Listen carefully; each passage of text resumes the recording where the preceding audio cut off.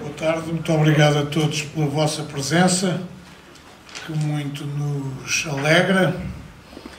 É bom receber amigos nesta casa, principalmente quando o ato que vamos praticar é um ato de aplauso e de celebração do trabalho de um jornalista, o jornalista que estimamos. Aliás, estão aqui várias pessoas que tenho o gosto de conhecer há muitos anos e que estão aqui também porque admiram o trabalho de Nuno Pacheco. Permitam-me que, em nome da Sociedade Portuguesa de Autores, eu vos falo um bocado deste prémio, da forma como surgiu e dos objetivos que o regem. Eu tinha a ideia já há algum tempo, e quando digo há algum tempo, há 5, 6 anos, de que a SPA devia anualmente distinguir um jornalista que se dedique regularmente ao tratamento dos assuntos da cultura e das artes. Sabemos que o mundo da cultura e das artes, no espaço mediático, não está a viver momentos gloriosos.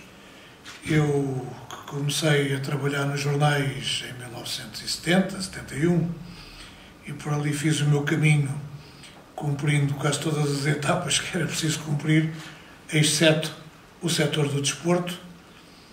Para a minha satisfação não tive de passar por lá, o resto fiz praticamente tudo. Recordo-me do tempo em que as últimas páginas dos jornais eram dedicadas regularmente e prioritariamente à cultura, com 3, 4, 5 páginas. Eu lembro-me de jornais diários em que trabalhei, passei pela República, Diário de Lisboa, Diário de Notícias, nos tempos difíceis de 75, em que, quando nos anunciavam que havia menos uma página ou 2 páginas, havia uma angústia muito grande, porque lá ficava a cultura em déficit e em prejuízo. A realidade cultural, política, social foi-se transformando e hoje vivemos uma época em que o espaço da cultura é um espaço exíguo, é um espaço limitado, é um espaço condicionado, o que nos faz prestar muito mais atenção à qualidade daqueles que, trabalhando neste domínio, conseguem bater-se, seja como articulistas, como editorialistas, como fazedores de notícias, quando o espaço também é para isso, pela dignificação desta área da cultura e das artes.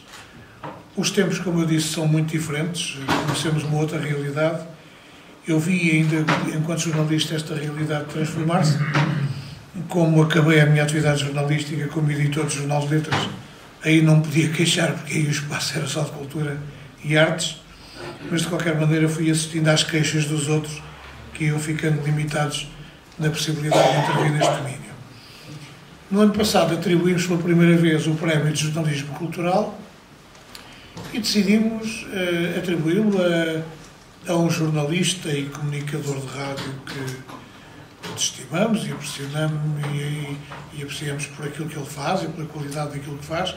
O João Almeida, já como diretor da Antena 2, que é uma pessoa que ouvimos com regularidade e atenção e apreço por aquilo que ele faz e bem, e que esteve nesta mesa e que, à semelhança do que acontece hoje com o Nuno Pacheco, ele não quis nenhum apresentador que o homenageasse e que contasse de uma forma mais serena e distanciada a sua história. Ele falou dele, que é o mesmo que vai acontecer hoje aqui com o Nuno Pacheco.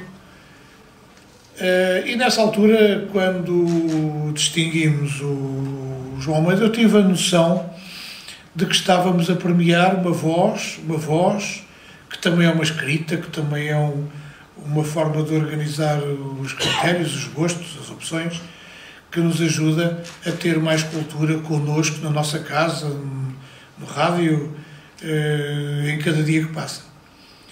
A escolha este ano, confesso que não tive dificuldade em fazê-la aos corpos sociais da SPA, que aliás estiveram reunidos hoje, mas esta opção foi anterior, é anterior um mês, e neste mês aproveitámos para tratar da produção do próprio prémio, que além da sua componente pecuniária tem também um troféu, o que quer dizer que o Nuno hoje vai carregado com o troféu. Espero que não tenha nenhuma necessidade ortográfica de o tirar a alguém. Mas foi uma escolha fácil de fazer, porque quem, mesmo já não trabalhando como jornalista, como é o meu caso, embora um jornalista, eu nunca deixo de trabalhar como jornalista, também gostava de deixar este aviso, porque eu acho que isto é a melhor homenagem que podemos prestar a quem trabalha nestas coisas muitos anos, é dizer que nunca nos desligamos e desistimos. Mesmo aqui, fazendo a revista Autores, eu tenho sempre a alegria de poder estar a fazer o jornalismo, mesmo quando não o faço num processo de comunicação aberto ao público, mas que é essencialmente virado para a realidade interna desta casa. A escolha do Nuno Pacheco tem uma razão de ser, que eu julgo ser óbvia. Nós que somos leitores do público, é dessa realidade que falamos, é deste jornal que falamos, o Nuno Pacheco integrou a equipa fundadora do Público em 1989. Recordo que ele esteve, antes disso eu recordo-me dessa fase, no Expresso. Como ele diz, numa pequena nota biográfica, estes foram grandes desafios da vida dele, e eu, quando falo em desafios da vida dele, penso que foram desafios profissionais e pessoais e existenciais, porque nós, quando trabalhamos nos jornais, e sobretudo em grandes jornais, jornais que têm a responsabilidade de ser também órgãos de referência, eu digo isto na minha condição de leitor, nós sabemos como isto muda a nossa vida. Eu recordo-me agora que, a propósito da Alta Europa, se fala das folgas ao sábado. Eu lembro-me quando não havia folgas ao sábado, havia de vez em quando ao domingo, e havia uma de compensação que eu tinha à quarta-feira, e havia longuíssimos períodos, o Nuno deve recordar destas etapas, em que nem sabíamos se havia domingo ou sábado, porque às vezes os acontecimentos... Eu, aliás, vivi uma fase no Diário de Notícias em que já nem sabíamos se havia sábado e domingo, sobretudo para mim, que estava na Política Nacional e setor militar, portanto em 75, agora imaginem o que eram as semanas dessa época. Mas as coisas agora estão organizadas de outra maneira. Eu hoje não conheço a realidade interna dos jornais, recordo-me daquela que vivia em vários jornais. Mas há uma coisa que o Nuno Pacheco diz nesta reflexão biográfica breve, que não mudou a essência daquilo que ele acredita dever ser o jornalismo, uma mistura de ética, arte e busca incessante do que é novo. Eu penso que esta síntese, com o poder de síntese que os jornalistas são supostos ter e que achamos que devem ter, para não correrem o risco de deixar de ser lidos, porque hoje a paciência de quem lê ou se alonga e se consolida, ou então é um contributo para nos desligarmos daquilo que estamos a ler e que supostamente devemos gostar de ler. Eu, por isso, habituei-me a ler, ou lendo o Nuno Pacheco, a perceber-me do conhecimento que ele tem da música sobre a qual escreve. Conheço o seu conhecimento sólido, profundo, exigente, sempre renovado por quem se especializa nos jornais em matérias como estas. Nós sabemos que tem de se renovar permanentemente. Eu lembro-me que, por ter trabalhado muitos anos ligado à área da cultura e espetáculos, que era assim que era designada, o grau de renovação era muito forte, era muito intenso. E lembro-me quando cheguei ao Jornal de Letras, como aí ainda não tinham optado pelo absurdo da quinzenalidade, quer dizer, fazer jornais quinzenais é um absurdo. Em cada semana que passa já ninguém se lembra, na semana anterior era quinzena, já era mês, mas o grau de informação, o grau de acompanhamento e a capacidade de acompanhamento e de atenção às coisas era muito mais minuciosa, porque não podíamos correr o risco de não saber o que se passava numa área ou na outra. Portanto, o Nuno Pacheco tem esta capacidade de estar atento ao novo, que tem qualidade, e associando a estes requisitos a ética para quem faz jornalismo e para quem vive a vida de todos os dias com responsabilidade individual e coletiva. Sabemos que é um elemento estruturante, é fundamental na nossa vida, porque vivemos num tempo de simplificação e de uma atitude redutora para as coisas fundamentais, que é muito imposta também pela sociedade tecnológica, apressada, galopante em que vivemos, que nos faz pensar que o essencial nunca está no que estamos a fazer, está naquilo que havemos de fazer no dia seguinte, ou nos dias seguintes, ou que já fizemos 15 dias antes, esquecendo que já foi feito. E o que noto na escrita do Nuno Pacheco, como jornalista nesta área, quando escreve sobre a música brasileira ou sobre a música portuguesa, ou quando escreve sobre um outro tema que é fundamental na intervenção dele, que é uma intervenção jornalística, mas penso que é uma intervenção também política, e quero sublinhar aquilo que acabei de dizer, quando se diz que um jornalista também tem intervenção política.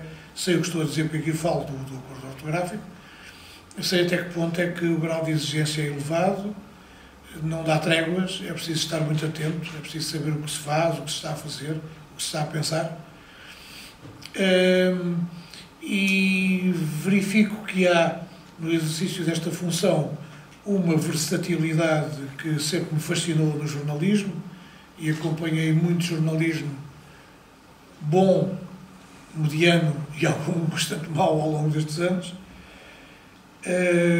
Está o rigor, a qualidade da escrita, está a atenção, está a exigência. A exigência é do jornalista e é do cidadão, é do homem. Gosto da maneira como ele acompanha as carreiras longas e com substância, o que implica um grau de informação, de acompanhamento, de interesse e até de apreço afetivo por aquilo que se vai fazendo. Lembro-me de uma altura em que eu, o Manuel Freire e o Vitorino preparámos um disco comemorativo do 25 de Abril, que era mais destinado às crianças do que aos adultos, e pedi ao Nuno Pacheco para fazer o favor, com a competência que eu nele reconheci e reconheço, para escrever sobre o tema, e ele não o fez, por razões que eram de saúde na época, o que me impressionou também, porque ele explicou que estava a atravessar uma fase complicada da vida dele, mas ao escolhê-lo, e a escolha foi uma escolha partilhada pelos três, muito diferentes uns dos outros, era também um reconhecimento, que não era um reconhecimento comercial nem oportunista, da qualidade de Nuno Pacheco, e de dizer-lhe ao Nuno que gostávamos de ter o seu nome neste projeto. É também uma forma de reconhecimento e de agradecimento por aquilo que tem feito. Ele diz também que esta atitude e a componente destes requisitos e destes fatores é inseparável do tratamento dado à palavra, na forma como se escreve uma história, se formula uma ideia, se incentiva um debate. Por isso, diz ele, e abro aspas, sou defensor acérrimo da diversidade da língua portuguesa, nas suas riquíssimas variantes, e adversário do Acordo Ortográfico de 1990, está dito e sublinhado, sobre isso gostaria de dizer mais alguma coisa. Em apoio desta posição, invoco o facto de escrever sobre a música brasileira há quase 2 décadas, lembramos, apreciamos, estimulamos, sabemos que ele viu e ouviu muita coisa ao longo destes anos, com tudo que também na música brasileira se transformou. Ele nasceu, e digo porque ele próprio o diz, no ano e no mês da morte de Carmen Miranda, agosto de 55, quer dizer que eu sou um bocado mais velho que ele, o que não dá nenhuma autoridade especial, mas acho que isto não conta muito para esta história. Mas, agora, permitam-me que antes de lhe passar a palavra, porque a sessão é dele, o prémio é dele, e o aplauso para ele é nosso, eu quero falar aqui sobre o acordo ortográfico. Numa situação singular, que é a situação da SPA. E de onde é que vem esta singularidade? Vem do facto de nós, à semelhança de muitas outras instituições neste país, já devermos, ou deveríamos pelo menos ter imaginado a possibilidade de incorporar as regras do acordo e da vigência que supostamente ele deveria ter na nossa prática cotidiana. Por isso, há uns anos, há uns 4, talvez 5 anos, eu tomei uma decisão que acho que foi acertada. Foi consultar o coletivo dos autores. Esta casa completa este ano 93 anos de existência, é uma vida muito longa para uma instituição cultural que tem cerca de 26 mil associados de todas as disciplinas. Devo dizer-vos que em todas as reuniões de direção, como a que fizemos ainda há pouco, e que durou 3 horas praticamente, admitimos mais 48 novos autores de todas as disciplinas e de todas as áreas, o que quer dizer que devemos ser da instituição que, admitindo membros em plenários de órgãos sociais eleitos, devemos ser das instituições que mais gente tem admitido e, portanto, estamos a admitir, como nunca aconteceu nesta casa, uma média de 470, 500 pessoas por ano que se inscrevem nas várias disciplinas, de vários pontos do país, de várias idades, e, portanto, isto dá-nos uma alegria grande. E, portanto, eu fiz uma consulta a este coletivo, a este grupo de trabalho amplo e muito diversificado, a fazer uma pergunta: concordam com o acordo ortográfico ou não concordam com o acordo ortográfico? A consulta foi feita aos cooperadores. Os cooperadores são quase 900 e os associados em geral são cerca de 26 mil. Os cooperadores, que dificilmente se mobilizam, a não ser perante grandes desafios como aquele que tivemos ainda muito recentemente, e ainda estamos a ter com a lei da gestão coletiva. E aí lembro-me que em 3 semanas conseguimos recolher mais de 300 assinaturas de autores de todas as áreas, concordando com a posição da SPA e sublinhando a urgência da combatividade em relação ao Governo por ter criado uma lei da gestão coletiva sobre a qual não conversou antes connosco e para a qual não nos preparou, não debatendo connosco o assunto que é central, que é essencial na vida de uma instituição como a nossa. E nós tivemos 156 ou 157 nãos em relação ao acordo ortográfico e 23 respostas de concordância. Foi uma vitória absolutamente esmagadora. Não precisámos de criar nenhuma geringonça, não precisámos de criar nada, porque a resposta era óbvia e simples e, portanto, ficava assente que as pessoas, maioritariamente, com a representatividade que tinham com estes números que eu vos referi, não precisavam de outras consultas. Portanto, a partir daí, eu transmiti uma posição simples e clara aos serviços, dizendo que, depois de termos feito uma votação, um escrutínio interno, não haveria acordo ortográfico na nossa documentação. E eu, quando falo da nossa documentação, estou a falar de cartas para o Parlamento, de cartas para o Primeiro-Ministro, que às vezes ficam sem resposta, de cartas para o Ministro da Cultura, que também costumam ficar sem resposta. Portanto, há ministros e ministros, e há governos e governos, e épocas e épocas, mas, portanto, não usamos o acordo ortográfico. E temos mantido esta atitude de recusa de uma forma consciente, não diria militante, mas empenhada e combativa, porque é assim que tem que ser quando encaramos estas situações. O Nuno Pacheco, nas páginas do Público, e às vezes em intervenções para as quais o convidam na televisão pública e noutras, tem tido sempre uma posição de grande firmeza na condenação do acordo e também no apelo no sentido de que nos unamos para combater aquilo que ele não considera justo que seja aprovado e que seja aplicado na nossa relação escrita e comunicacional em cada dia que passa.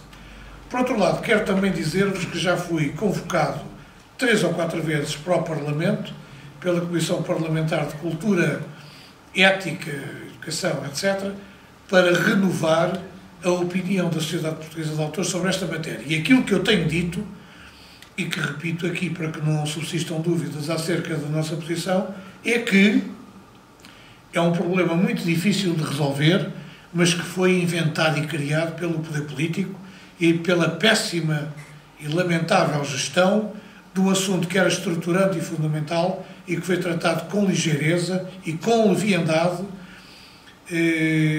portanto, qualificativo que eu tenho renovado, porque este não se pode usar outro.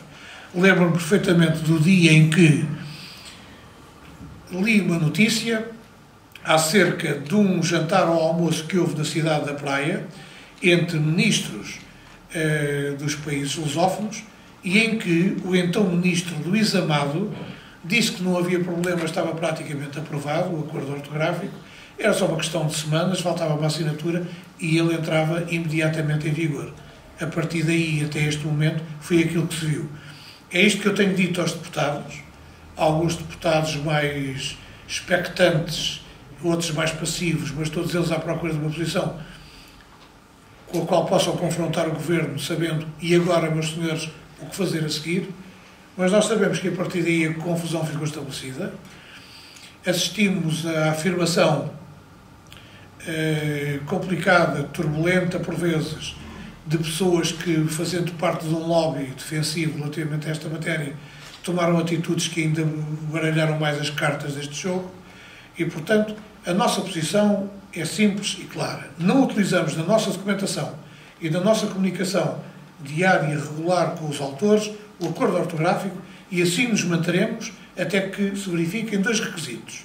Ou, por um lado, a necessidade de fazermos um novo referendo na comunidade dos nossos autores, ou que haja uma atitude, e eu espero que isso não tenha de acontecer, é mau sinal se tiver de acontecer, porque se limitará a ser a confirmação ampliada daquilo que já é uma realidade com a qual lidamos, é uma realidade para nós confirmada, mas que haja da parte do poder político, dos decisores que nesta matéria têm intervenção e que eu sei que têm uma batata quentíssima nas mãos, não é uma batata, é um cesto de batatas, ou que haja uma atitude que nos explique o que vai ser feito, porque quem neste período esteve no Brasil, quem comunica, como a SPA comunica regularmente, quase diariamente, com dirigentes de sociedades brasileiras, angolanas, cabo-verdianas, moçambicanas, São Tomé, Guiné, etc., nós sabemos que a confusão é cada vez maior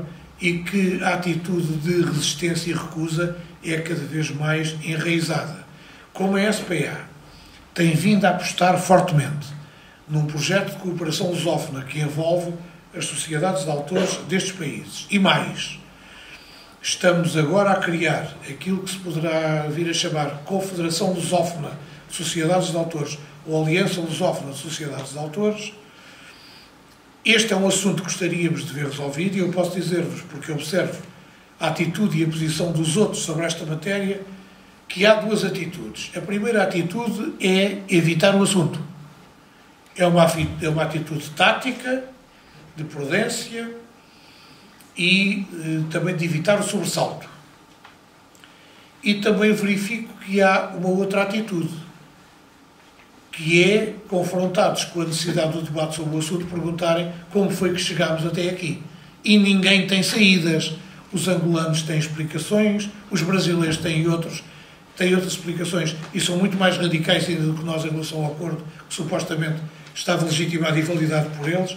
E agora, mais e melhor do que eu sobre isto, pode dizer o Nuno Pacheco, e por isso eu calmo sobre esta matéria, porque o especialista neste domínio é ele, e portanto eu passo-lhe a palavra para ele falar dele, do seu trabalho como jornalista, e depois, quando se tratar do prémio, peça fundamental deste ato e deste nosso encontro, de pessoas que apreciam o trabalho de Nuno Pacheco e, sobretudo, o rigor da ética, da arte e da exigência do jornalismo, eu aí voltarei para entregar ao Nuno Pacheco o que, com direito e justiça plena, lhe pertence.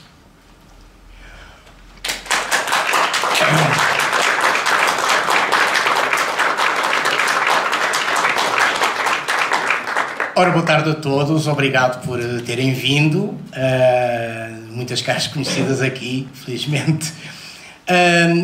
Quero dizer que a minha primeira reação, quando o Jorge Loteria me comunicou que me iam atribuir o prémio, foi: fiz eu para merecer isto, não é?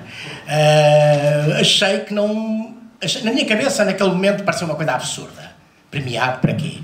Mas depois pensei, por um lado, na argumentação desenvolvida pela SPA, que é premiar um jornalismo cultural, e por outro lado, premiar também alguma, enfim, alguma batalha que eu tenho travado em torno da língua portuguesa e que se consuma mais recentemente nesta coisa do acordo ortográfico. Eu confesso que achei isso não propriamente um prémio para mim próprio, mas para uma ação cívica e também para uma atividade jornalística que eu não reivindico como só minha. Eu acho que, aliás, eu estou habituado muito a trabalhar a ser um soldado no exército, ou seja, eu acho que o meu jornalismo, o jornalismo que eu faço, é o jornalismo dos órgãos com que eu me identifico em cada momento. Foi esse jornalismo do Expresso, onde a atenção dada à cultura na revista do Expresso há muitos anos atrás era de facto uma atenção que depois o Público veio a desenvolver mais tarde, e não é por acaso que o grupo fundador do Público saiu integralmente do Expresso. Essa atenção dada à cultura tinha sobretudo por objetivo olhar a cultura não como uma coisa de entretenimento ou uma coisa para encher o espaço que havia no final dos jornais, mas como uma coisa de primeira linha. A revista do Expresso tinha, de facto, uma atenção enorme dada à cultura. Muita gente se recordará de dossiês, de artigos, de críticas, de entrevistas, de coisas que lá saíram. Como depois, mais tarde, no Público viemos a fazer, com todos os erros que possamos ter cometido e com todas, enfim, as insuficiências e as eventuais malformações na maneira de gerir a cada momento aquilo que é a nossa política editorial em termos de gerir a cultura, mas que de facto foi isso que nos imbuiu. E foi isso que de alguma maneira nos impeliu a fazer um jornalismo que tinha a cultura como uma coisa importante e não como uma coisa secundária ou uma peça de entretenimento. Toda a gente, já lá vão muitos anos do Público, aliás, e muita gente se lembrará da maneira como tudo isto foi evoluindo. É evidente que os jornais hoje não são iguais, é evidente que, sem desprimor de outros jornais que farão isso à sua maneira, mas aquilo que naquela equipa se procurou foi dar consistência a um tratamento pensado, refletido, amadurecido sobre o que são as práticas culturais, a sua interligação. Quando eu ali naquele texto que o José Jorge teria há bocado leu simpaticamente, falava no novo. O novo às vezes vem do antigo. E a ideia é que o novo é só das criaturas que agora começam a dar os primeiros passos, não é verdade.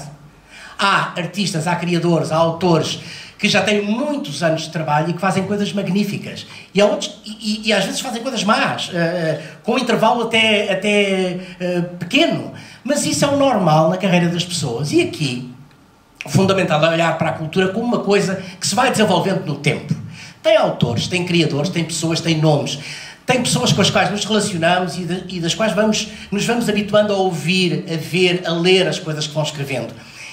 E não havendo um acompanhamento dessas carreiras, dessas vidas, dessas obras, há um empobrecimento da abordagem cultural e do jornalismo cultural. Hoje, o que se fala muito não é em jornalismo cultural, fala-se muito em comunicação, fala-se muito em públicos-alvo, fala-se muito em conteúdos, fala-se muito em coisas desse género e, portanto, transformou-se a cultura em mais uma mercadoria como outra qualquer. E, na verdade, a cultura não é uma mercadoria como outra qualquer.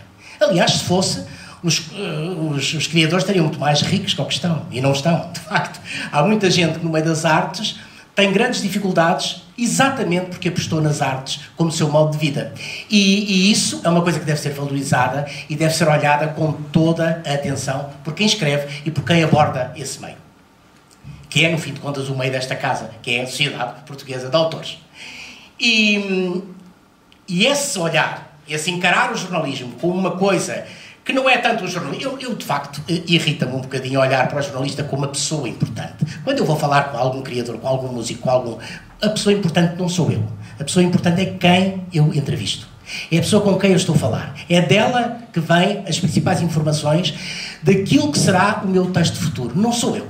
Eu, nessa altura, desapareço. E, aliás, eu, na altura, fui muito reticente àquela coisa de espetar com a fotografia das pessoas no jornal, exibir os jornalistas como se fossem estrelas. Porque o jornalista, de facto, não é uma estrela. O jornalista é, de certo modo, uma medianeira entre coisas que acontecem na sociedade e entre a própria sociedade, que é receptiva ao acontecer dessas coisas. Ou seja, de alguma forma, algo que está no meio das duas coisas. No meio de quem produz e no meio de quem recebe. No meio de quem está atento às coisas e no meio de quem faz por ser ouvido, faz por ser lido, faz por ser atendido, em termos de arte. E, portanto, o jornalista está ali no meio. O jornalista não é, de facto, a figura, ao contrário de que começou a ser, a partir de uma dada altura, até agora, não é? Há muitos jornalistas que já são estrelas e que são eles próprios o motivo da notícia. Quase que te fazem o favor de ir falar com alguns criadores, com alguns músicos, com alguns... porque são eles a estrela. Eu lamento, não estou nada nesse papel, por isso não falarei de mim. Eu aqui sou o meu trabalho. E, portanto, se alguma coisa valho, é por aquilo que escrevo, é por aquilo que apresento, é por aquilo que as pessoas leem de mim e valorizam ou não valorizam. E isto tem, ao mesmo tempo, um lado que é nunca abandonar o lado crítico, porque a história da ética é muito bonita, mas a ética só funciona se houver um lado crítico e não um lado de, digamos, de complacência com as coisas que acontecem só para não, enfim, não agitar muitas águas. Há aqui uma coisa que é delicada. Não, quando é delicada, é delicada. Eu não tenho, francamente, medo nem pejo de dizer quando uma coisa não me agrada, não me agrada. Eu lembro-me de ter feito uma crítica a um concerto da Maria Bethânia que achei, francamente, medíocre. Tive várias pessoas, porque as pessoas, enfim, muitos brasileiros leem as coisas que vêm online no público a dizer é impossível, como é que este homem e tal. Mais tarde soube, pela própria representante da Maria Bethânia, que ela tinha odiado aquele concerto. A própria Maria Bethânia detestou o concerto. Foi um concerto no Coliseu. E a seguir, no próximo concerto da Maria Bethânia, ela deu um concerto magnífico. O que mostra que uma mesma pessoa pode fazer uma coisa extraordinária e outra coisa muito má. E isso tem a ver com variedíssimas coisas, com outros fatores, com o modo de estar, com algum aborrecimento na vida, como quando eu, por exemplo, recusei fazer este texto, eu de facto tinha uma complicação nessa altura e tive que debelá-la, mas a verdade é, há coisas que às vezes nos impelem a fazer coisas melhores ou piores. Isso faz parte da vida. Agora, o que não devemos é ocultar isso. O exercício da crítica acho que é absolutamente colado, indispensável ao exercício do jornalismo cultural. Porquê? Porque a crítica neste momento está a desaparecer nos jornais. O que há é sobretudo propaganda.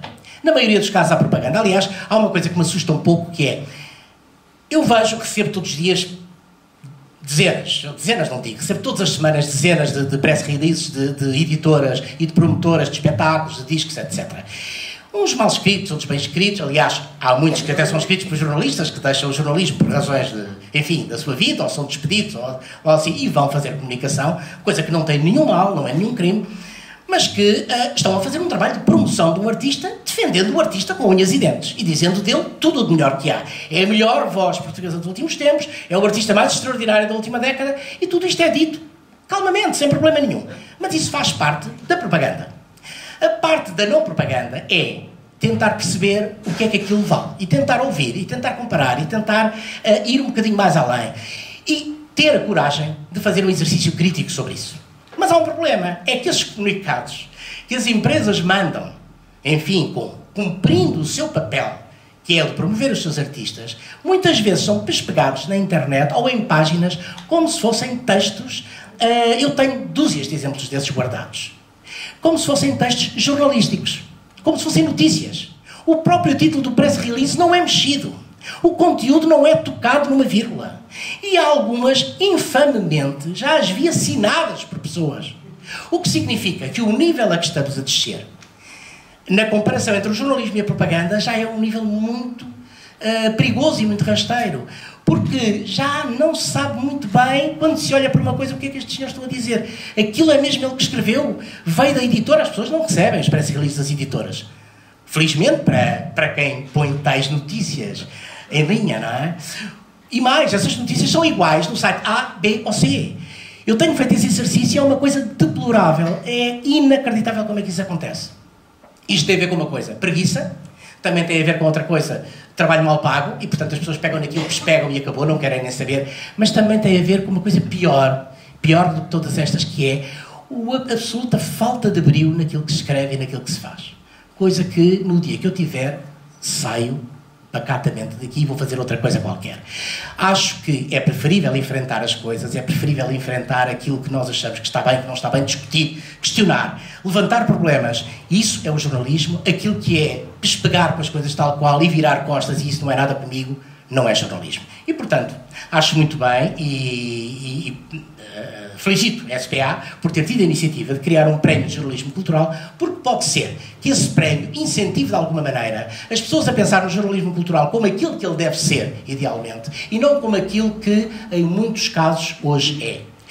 e portanto, em desprimor dos artistas, porque isto não favorece nada aos artistas. A ausência de crítica, a ausência de um ponto de vista, de alguma maneira distanciado, independente sobre o trabalho dos artistas, a ausência desse ponto de vista é completamente contrária aos interesses dos artistas. Os artistas querem ver o seu trabalho, de alguma maneira, questionado, porque é assim que evoluem. Como toda a gente na sociedade é assim que evolui, ao ser questionado, ao perceber que não foi até onde poderia ter ido, que ficou aquém nesta matéria, mas foi fantástico naquela.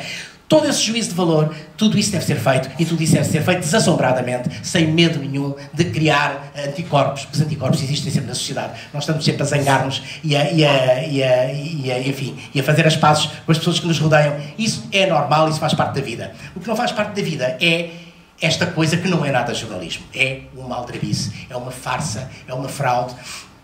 E depois há o problema do espaço que os jornais neste momento dão à área cultural. É um espaço diminuto, para não falar nas televisões e as rádios estão, claro, mas as rádios funcionam muito, na esmagadora maioria dos casos, como toca-discos, como giradiscos, portanto, a passar músicas.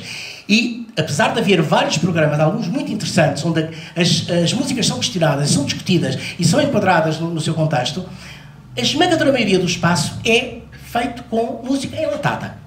Boa, má, não importa, mas com música enlatada. Isso é um bocadinho o contrário do que apelaria uma intervenção cultural mais ativa, que permita às pessoas perceberem e discutirem a cultura. Porque muitas vezes um artista vai a uma coisa para enfeitar um acontecimento. Por exemplo, há um programa qualquer na televisão, o artista vai no fim cantar uma canção e perguntarem: este disco é fantástico, não é? Gravou, gostou, adorou, não adorou? Então vá-se embora, adeus. Isto é como funciona a música na televisão hoje em dia. Já houve programas na televisão onde se discutia música, onde as pessoas iam para lá e discutiram umas com as outras porque é que faziam aquele disco, porque é que faziam aquela obra, o que é que os levava, o que é que os motivava, não é? Isso desapareceu. E para as pessoas apresentarem ao vivo os seus próprios trabalhos, não, hoje em dia, de preferência playback, de preferência uma música no fim do programa e adeus. E é assim, não só cá, mas em muitos sítios e em muitos países também, porque a música é uma coisa para passar nos elevadores e para entreter o tempo em que nós estamos a fazer outra coisa qualquer. Ora, isto é terrível, porque a música não é nada disso. A música é uma coisa que é das mais extraordinárias, eu falo da música porque é aquilo que abordo, das criações mais extraordinárias que as sociedades têm. A música é daquelas que vai passando fronteiras, mesmo fronteiras da língua. Porque nós ouvimos uma canção em grego, ouvimos uma canção em polaco, ouvimos uma canção em chinês, e aquilo que nos atrai é todo o conjunto musical, harmónico, intrínseco à canção, intrínseco ao trabalho, intrínseco à obra, que não é só a letra. É bom compreender a letra, mas tudo o resto passa fronteiras e vai para lá desse caminho. Por isso, portugueses são ouvidos no estrangeiro por muita gente que não sabe nada de português. Não sabe o que é que nós estamos a dizer e a cantar e a falar, e no entanto ouvem-nos, e no entanto aplaudem-nos, e no entanto há vários artistas estrangeiros que vão lá para fora e têm imenso êxito e fazem concertos em variedíssimos países do mundo. Isso é importantíssimo. Porquê? Porque de facto a música é um veículo extraordinário. Não é uma coisa para tocar nos elevadores, para nos hotéis e para entreter os senhores quando estão a fazer outras coisas. É um trabalho de arte, é um trabalho de criação, e é nesse sentido que a música deve ser encarada. Falo desta minha parte, da parte que me toca, daquilo que me interessa francamente, porque é o que acompanho. Agora, em relação à língua, que tem muito a ver com isto, a língua é uma coisa de que falamos muito, e aliás falamos todos os dias, porque o que é a língua?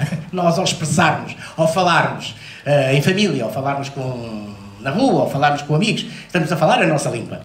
Também escrevemos a nossa língua, das maneiras, enfim, cada um escreverá à sua maneira. Mas a verdade, e há muitos modos de expressão, mas o problema é que a língua é uma coisa de todos os dias. E a escrita também é uma coisa de todos os dias, de algum modo. Portanto, o nosso problema da relação com a língua é: fala-se muito nela, mas fala-se pouco a língua portuguesa em termos, por exemplo, do estrangeiro lá fora. Há coisas bizarras neste país, que é a adoção constante de termos estrangeiros para mostrar que nós somos muito desenvolvidos.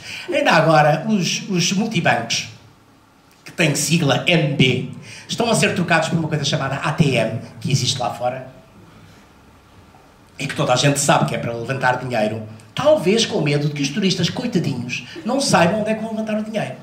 Ora, isto é patético. Porquê? A primeira coisa que eu faço quando chego a um país qualquer é saber que raio é que eles chamam a caixa multibanco, nunca mais me esqueço. Ou que raio é que eles chamam uma farmácia.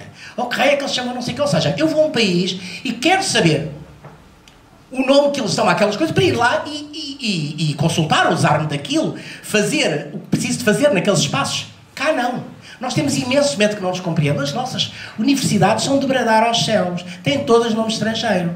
Basta atravessar a fronteira para ir para a Espanha e todas as universidades espanholas têm um nome gloriosamente espanhol. Porquê? Porque a Espanha preza muito a sua língua. E nós não queremos saber da nossa língua para nada, a não ser para fingirmos que ela é um grande objeto. A nossa língua é extraordinária. É uma língua de negócios. É uma língua que tem a quinta língua mais falada do mundo. Mas o que é que isso me importa? Se, na prática, na primeira hipótese, nós escondemos logo a língua no tapete e começamos a falar inglês com o tipo da frente. O que é que isso me importa? Não me importa rigorosamente nada. Aconteceu comigo uma coisa curiosa, enfim, ali a Alcântara vinham uns turistas a passar, eu não sabia de que país é que eles eram, e eles queriam ir para Belém, imagina. E eu ia tentar explicar-lhes, provavelmente em inglês, porque é a primeira tentação de falar com um turista é dizer, bom, ok, vá para ali fora e tal, em inglês. Eu digo, não. Parla brasileiro. Eu, ok. Percebi que era um grupo de italianos que queria que eu explicasse em português, que para eles era o brasileiro, que explicasse em português onde era. E eu lá expliquei em português, ok. Falei o tal brasileiro que ele queria, dizia em português, ele percebeu tudo e foi embora. O que é que mostra? Eu vejo isto com muita frequência, porque nos transportes públicos ouve eles a falar Torre de Belém, Pastel de Belém. Eles vão falando, ou seja, nós é que temos medo que eles falem. Nós queremos logo, não, Custard Cream, Belém Tower. Nós vamos a correr, emendar e dizer, não, isto é um nome inglês, Deus meu. Não é português, não estão em Portugal, é mentira. E portanto o grande problema é, nós de facto temos vergonha da nossa língua. É um drama, mas temos. Temos vergonha, achamos que os livros não são lidos lá fora, coitadinhos, eles depois não percebem nada, não traduzem sequer, vem de uma língua tão escondida, tão desconhecida do universo. Mas estamos sempre a importar criaturas. Bom, e cada evento internacional que temos aí é tudo em inglês. Tudo. O título, não há nada que não seja em inglês. As setas à ponta para lá é tudo em inglês. Tudo. De facto, com medo que eles, coitados, não percebam nada. E quando havia uma possibilidade, que era pôr em inglês, ou pôr em português e em inglês por baixo, coisa que é normal. Por exemplo, há países onde tem a língua própria, e depois para os turistas que falam esse esperanto, entre aspas, moderno, que se deve à Segunda Guerra Mundial, porque de facto o inglês não foi propagandeado pelos ingleses, ao contrário do que a gente pensa, mas pelos americanos e por causa da guerra, e portanto nós estamos todos a fingir que falamos inglês por causa disso, por causa do pós-guerra e da influência americana, cultural, que varreu toda a Europa e varreu como um ciclone. E portanto, essa nossa relação é uma relação quase de vergonha. Nós não temos medo de dizer assim, não, nós somos portugueses, temos muito orgulho nisso. Os espanhóis têm muito orgulho em ser espanhóis. Aliás, quase nem falam mais nada, nem querem saber. Há outras ligas no universo que se danem. Nós somos espanhóis e falamos espanhol. Quem quiser que nos entenda. Nós não. Basta haver-me inglês na sala e 300 portugueses, nós estamos a falar inglês, porque aquele inglês, coitado, pode não perceber. E isso é matemático em reuniões empresariais, em reuniões de várias espécies de feitio. Nós estamos sempre a assistir a isso. E depois as pessoas vêm, não, mas o inglês é uma língua, o português é uma língua fantástica, é uma língua para unir. E então depois vem o absurdo dos absurdos, que é o acordo ortográfico, o tal acordo, que é uma coisa meio louca, que ninguém mais fez, já agora, ninguém mais fez um acordo para unir variantes de uma mesma língua. Ninguém mais fez. Podem dizer, não, nós éramos a única língua, como se diz, a única língua que tinha que ter 2 atas no final das reuniões.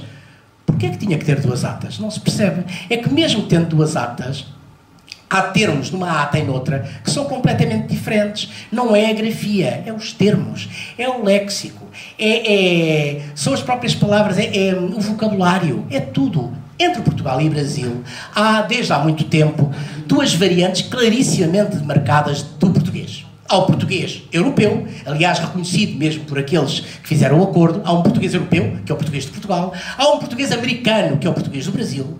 E há o português africano, e haverá um português oriental, e havia o diabo. Há vários portugueses aqui. E o problema é não encarar isto como uma coisa natural e dizer, ai, há tantos portugueses, ainda por cima o Brasil é gigantesco, vai-nos mais tarde engolir. O português de Portugal vai ser uma coisa subsidiária, como se fosse ali uma espécie de pequenina estação por debaixo dos brasileiros, então vamos fingir que somos iguais aos brasileiros e vamos alterar a grafia para poder escrever mais ou menos como eles escrevem. Azar. É que esse mais ou menos não foi nem mais nem menos. As alterações foram tais que nós criámos palavras que os brasileiros nunca criaram, criámos divisões que não existiam, criámos um problema que não era de todo interessante para ninguém estava preocupado com isso, a não ser meia dúzia de doidos, que alguns, confesso, doidos com bastante mérito, porque estiveram envolvidos nisto, pessoas com uma craveira cultural, com uma craveira académica elevada. E o problema é, às vezes pode ser doido mesmo assim. E o problema é que esta gente tinha a paranoia de fazer uma união, uma espécie de grande união colonial do português, que era todo escrito da mesma maneira. Só faltava dizer que devia ser todo falado da mesma maneira. Aliás, já eu ouvi em público criaturas defender que não, nós devíamos abrir mais as vogais. É pena, porque até os brasileiros fecham algumas, portanto eles dizem bebê. Não dizem bebê, como nós abrimos, e aí fecham a vogal. Então vamos abrir ou vamos fechar? Ninguém sabe muito bem. Portanto, o problema maior aqui é, não seremos jamais iguais aos brasileiros a falar. É impossível.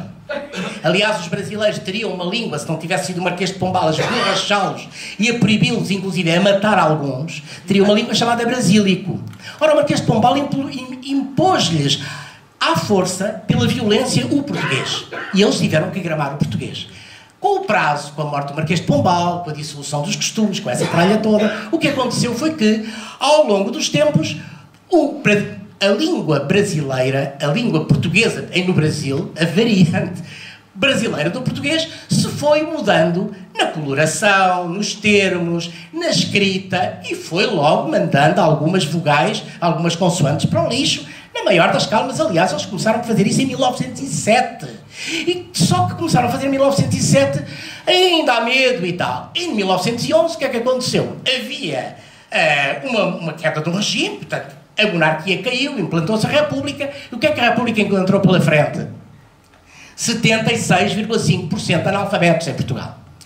E o drama para a República era, nós queremos alfabetizar esta gente, mas esta escrita é muito complicada. Além do mais, tem muitas palavras herdadas do francês, escritas à francesa. Vamos limpar isto. E limparam. Mas deixaram muitos duplos L's, muitas coisas assim, muitos duplos M's. O tal gimnásio, que ainda se escrevia gimnásia. Mas é engraçado que nós alterámos uma coisa, que é a ginástica, mas mantivemos o pavilhão gimnodesportivo. Porquê? Porque esquecemos de pagar esse. Esquecemos. Não valeu um erro. Não pagaram aquele. Bom, e o grande problema aqui foi, havia analfabetos. Deixou de haver analfabetos com o tempo, felizmente. Nós, ao longo de toda a ditadura, depois do princípio do 25 de Abril, até o momento em que o acordo é de facto aprovado, os analfabetos passaram de 76,5% para 11%. E no ano em que o acordo foi finalmente obrigatório pelo governo, não por lei, convém dizer, o acordo ortográfico de 1945 está em vigor por lei. Confirmem com quem quiserem, mas é verdade.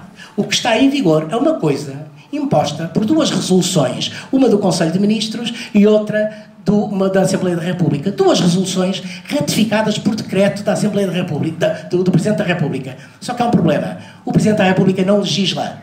Não é um órgão legislativo.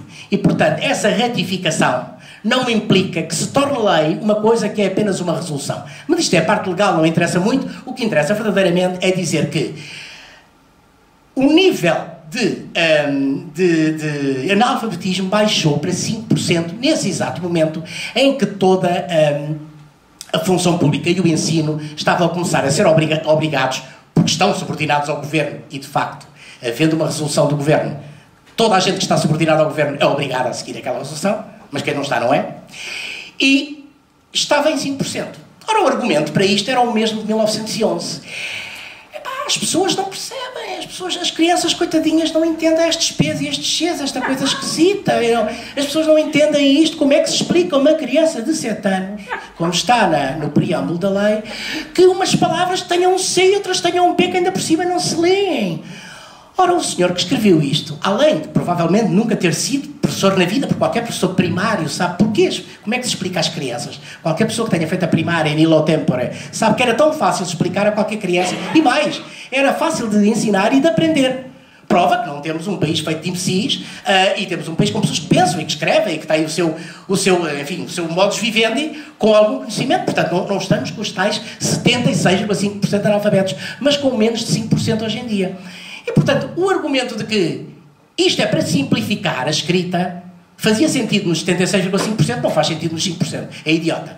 E depois, o facto de, no momento em que havia duas variantes do português escrito, uma portuguesa e outra brasileira, mas variantes estáveis, onde não havia uma variação escrita para nenhuma palavra, excetuando aquelas por razões fonéticas ou morfológicas, como o ouro ou o oiro, que se dizem e escrevem de maneira diferente, porque são assim, derivaram, e não são variantes ortográficas da mesma palavra, é falso, exceto essas, todas as outras só tinham uma forma de escrever. Neste momento temos dúzias.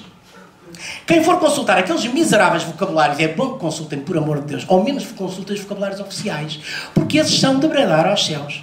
Eu acho que ninguém, no seu perfeito juízo, faria uma coisa daquelas tão mal feita, tão mal escrita, tão mal cotejada, porque num lado está com pena, no outro lado já está sem pena, no outro lado não sei o quê, num sítio diz que é legal e no outro já não é legal. E depois aquilo é tudo copiado uns dos outros. E pior, há um vocabulário ortográfico comum, com certeza. Estão lá um vocabulário para cada país. Um para cada país.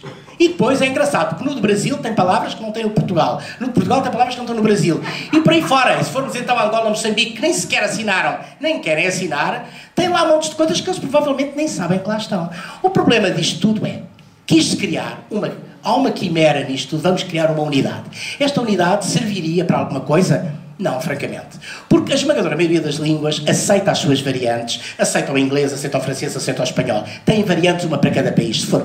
Se formos aos corretores ortográficos do Word, quem usa o Word em qualquer computador, seja em Macintosh, seja em PC, vai perceber que vai lá aos corretores ortográficos e tem uma lista imensa. Imensa. Corretores para cada país, à frente, tal. O espanhol tem lá Spanish International Sort. Foi uma espécie de acordo ortográfico, entre aspas, que eles inventaram para criar um espanhol mais ou menos internacional. Mas ao lado tem o espanhol, o Castilian, o espanhol castelhano. Claro, que eles não brincam. Há o espanhol de Madrid, o espanhol ali de Espanha e depois há os outros, lá do Peru, da Argentina e tal, cada um que se amanha. E esses têm todos as suas variantes ortográficas naturalmente, como tem o inglês do Reino Unido e como tem o inglês americano, que são diferentes e têm muitas palavras cuja escrita é não só ligeiramente diferente, mas bastante diferente. A contracorrente disto, isto é o futuro, ou seja, isto é um passo para a frente, a contracorrente disto nós voltamos ao passado, que é a língua portuguesa, em pouco tempo, seria provavelmente a única que teria uma única variante ortográfica ao lado de todas as outras línguas do mundo. Tirando o alemão, que também só se fala na Alemanha e na Áustria. Mas de resto, as outras línguas que têm duas variantes, até o quechua andino tem duas variantes, por amor de Deus. Isto é ridículo. Mas Cabo Verde, que adotou agora o crioulo cabo-verdiano como língua primeira e deixou o português para as segundas núpcias, como é natural e é perfeitamente aceitável, está a pensar finalmente fixar as suas ortografias respeitando o modo de falar, respeitando a expressão de cada uma das ilhas. O que é extraordinário. Um país pequenino como é Cabo Verde, com várias ilhas, vai ter várias ortografias. E um espaço tão grande quanto é o espaço da língua portuguesa teria uma única ortografia. Isto é patético, no mínimo. E, portanto, para além dos problemas legais, dos problemas disto não ter saído nada de bom para ninguém, porque os livros não circularam melhor, as escritas, por exemplo, o Público é o único jornal que tem um espaço no UOL brasileiro. Se clicarmos no UOL brasileiro, que é o maior motor de busca do Brasil, o maior espaço na internet do Brasil, o Público está lá. E está lá, apesar de manter a ortografia do Acordo 45. Os brasileiros incomodam-se com isso. Não querem saber para nada. Nós editámos, durante muito tempo, uma réplica das nossas revistas, do nosso Ipsor, compactado numa edição mais sumária, durante um tempo, com uma livraria de São Paulo, com uma tiragem ainda razoável, durante muito tempo, com a nossa grafia, com a nossa ortografia. Os brasileiros não se queixaram. Eu não me queixo quando leio livros brasileiros com a ortografia brasileira. Queixo-me é quando são mudados cá para a ortografia portuguesa. Isso queixo-me. Porque eu quero ler a ortografia brasileira como quero ler a ortografia angolana ou moçambicana ou o que quer que seja. Ou seja, eu quero a diversidade, eu quero as variantes, eu quero perceber como é que cada um se exprime, fala, entende e sente. Não quero ter uma amálgama que, além de ser falsa, não presta para nada, não tem nenhum préstimo real, ninguém ganhou rigorosamente nada com isso, exceto os que o fizeram e andaram para aí a ministrar cursos pelo país e a vender uns livrinhos, mas tirando isso, ninguém ganhou. Não nos adiantou nada, nem o Brasil, nem Portugal, nem as Áfricas. Ninguém ganhou com isto. E, portanto, é uma perda de tempo. De facto, é bom que, do ponto de vista da sociedade civil, haja pelo menos uma tentativa de aproximação ao conhecimento do que é isto na realidade. Mas, tiraram umas letras, isso não importa nada. Importa, porque há um problema nas escolas, e é um problema difícil para os professores. É uma mesma palavra, sendo de uma família da palavra A, B ou C, esta tem C, aquela não tem C, aquela já tem e aquela já não tem. E depois se vamos explicar a uma criancinha porque é que estas palavras todas são da mesma família e derivam todas e têm uma união, é muito difícil explicar isto, é muito difícil. A criança aí é que não percebe mesmo. É? Bom, eu fiz um exercício, não vou contar aqui porque é patético, com a palavra leite e laticínio. E então, consultando todos os vocabulários, a coisa era patética. Eu escrevi isso numa crónica, diverti-me imenso a fazer, porque andei à procura durante que tempos da maneira como descreviam leite, laticínio, lactose, etc. Porque umas vezes tiravam o C, outras vezes punham, depois no Brasil tiravam, depois não sei o quê. E dos vários vocabulários ortográficos tais, oficiais, que andam bem a dizer estes que são bons, tinham das várias maneiras. Portanto, ninguém se pode entender no meio deste caos. É impossível. Vamos tentar fazer uma coisa que é estabilizar uma ortografia, ou melhor, vamos voltar a ter uma ortografia, que é o que eu acho que é necessário, deixar destas loucuras de ter uma multigrafia, ou lá o que é, e pensar que o português europeu tem, de facto, uma personalidade que também tem a ver com o seu modo de escrita. Isto não é nenhuma posição retrógrada, virada ao passado. Pelo contrário, é uma posição que vem de pessoas que estão a par das mais novas tecnologias, que se mexem bem à vontade com computadores, que sabem isso tudo, mas recusam esse fingimento, esse disparate que é, vamos lá fingir que somos brasileiros, ou coisas. Os brasileiros riem-se. Porque há palavras que nós escrevemos agora neste português que nos impingiram, que os brasileiros também não entendem, porque não são válidas lá. O recepção, essas coisas todas, no Brasil ainda existe. E cá é o recessão, que a gente não sabe o que é. E, portanto, há esse tipo de coisas que nos levam a dizer, bom, há aqui um problema. E o problema é de tal modo complicado que mesmo pessoas que defendiam o acordo e andaram propagandeal dizem, há de facto aqui problemas, a gente um dia destes resolve. Só que um dia destes já lá vai, que foi em 1990 que foi escrito. O dia destes tarda. E também foi em 2011 que foi posto em prática. Também tarda. Lá vão 6 anos. Ainda não mexeram numa vírgula. Mas quando os apertam muito, dizem, não, isto não se mexe em nada. Bom, isto não se mexe em nada, e a própria Academia das Ciências quer mexer em algumas coisas, porque acha que há coisas ali patéticas. Se não se mexe em nada, se essa é a posição, então que vá tudo para o lixo. Ou seja, a única solução é, se é para não mexer em nada, fora. Se é nada, ou isto ou nada, nada. O nada é preferível sempre a ter uma coisa péssima. E não há o argumento de dizer que as criancinhas, coitadinhas, já aprenderam na escola, e agora o que será delas? Se lhes formos dizer que agora tem o P outra vez, ou o C, o que é que acontece às crianças? E eu para isso digo uma coisa muito simples. Se tivéssemos a dar às crianças um remédio que, pela saúde, se percebesse que fazia mal a prazo, que as intoxicava ou que as matava até a curto prazo, nós continuávamos a dar o remédio porque as crianças já estavam habituadas? Não me parece. Retiraríamos o remédio, mandávamos o remédio para o lixo e mudávamos para outra coisa qualquer. E, portanto, aqui é uma espécie de remédio dado às crianças, é um remédio péssimo para o futuro. Porque já basta ler textos que são feitos nas escolas, há coisas deploráveis, Deus meu. E não é só de crianças, de professores, as pessoas não se entendem com aquilo, simplesmente porque não é possível entender uma ortografia, entre aspas, que tem um número incrível de variantes ortográficas, tem um número incrível de facultatividades. Meu amigo, você pode escrever assim ou assado, mas se por acaso você diz, por exemplo, excepto, se diz o P, escreva, mas se diz exceto, então tira o P. Calma, então, eu digo excepto, escrevo o P, e o meu vizinho do lado diz exceto e tira o P. E então, no mesmo prédio, do esquerdo para o direito, temos 2 ortografias. É extraordinário. Portanto, este conceito não existe.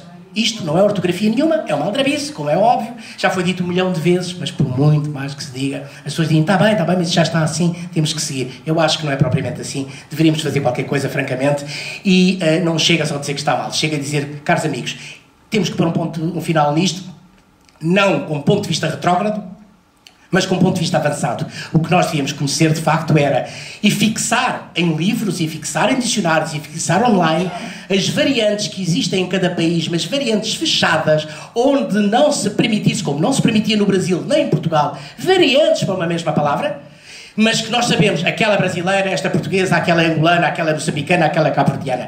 Eu, sabendo isto, leio tudo, como leio espanhol, e sei que é espanhol, leio francês, sei que é francês, leio inglês, sei que é inglês, não tenho a mínima dúvida. Nós saltitamos de línguas para línguas, para a maior das calmas. Porquê é que não saltitamos de variantes para variantes? Não há nenhuma razão. É normalíssimo, toda a gente faz isso, crianças ou adultos, não custa nada. Sempre fizemos isso, aliás, ao longo da nossa vida. E alguém descobriu que, afinal, isso era um problema. E não era um problema, nunca foi um problema. E, portanto, a nossa realidade é, há uma farsa montada há muito tempo em torno disto.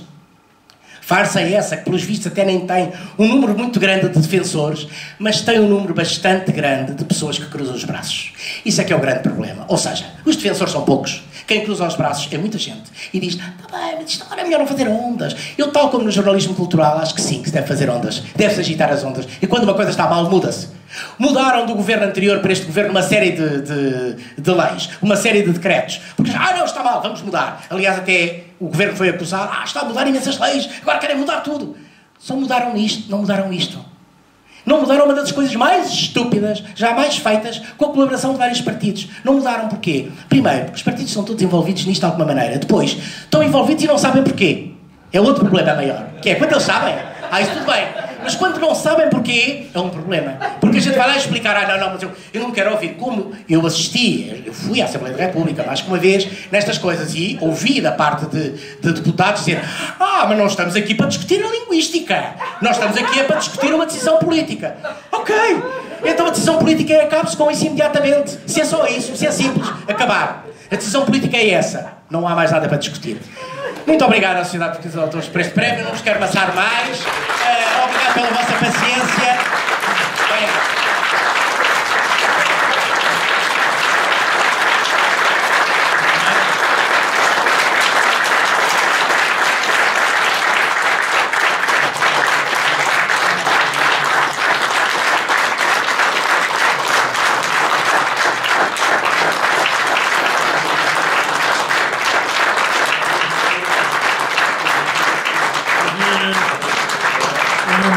foi mais uma das confirmações de que escolhemos bem o seu nome e a sua carreira, a sua obra, porque se trata de uma obra. Os jornalistas também, quando trabalham bem e com sentido de estratégia, de projeto e de futuro, constroem uma obra. Portanto, a veemência com que ele falou, a liberdade com que falou, e uma coisa que é muito importante, que os jornalistas tenham em momentos, sobretudo, confusos, em momentos que são labirínticos em relação às vontades e às opiniões, é que se tenha coragem. Nuno Pacheco tem coragem, mostrou aqui que a tem. Eu, antes de lhe dar o prémio de jornalismo cultural, quero só contar aqui um pequeno episódio que tem muito a ver com o que ele nos disse sobre a evolução da língua portuguesa. O general que chefiava as tropas brasileiras na Segunda Guerra Mundial, porque o Brasil, como sabem, interveio pelo lado dos aliados, chamava-se Dutra. E foi recebido em Washington, na Casa Branca, pelo presidente Truman, que é uma história que é contada já há alguns anos, que eu já vi confirmada e desmentida, mas que dá o maior jeito em que seja confirmada. E quando lhe perguntaram se, sendo o Brasil uma das potências vencedoras, não queriam que a língua portuguesa fizesse parte dos fóruns internacionais de comunicação política, diplomática, etc., ele disse: não é necessário, porque qualquer brasileiro da classe média alta fala bem inglês. Foi uma grande ajuda, mas se isto é verdade, também explica que na recepção que o presidente Truman fez, ele terá dito ao do e o do Dutra e ele terá respondido ao tru e o tru Truman. Portanto, se foi assim, fica quase tudo explicado. Eu peço o favor de me trazerem prémio. Nuno, parabéns.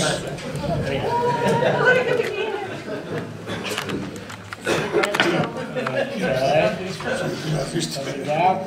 Temos a tirar esta coisa daqui, não vai cair em. precisa de uma grua. Se calhar. É um peso. Já sei. Podia lá dar jeito. Alguma coisa.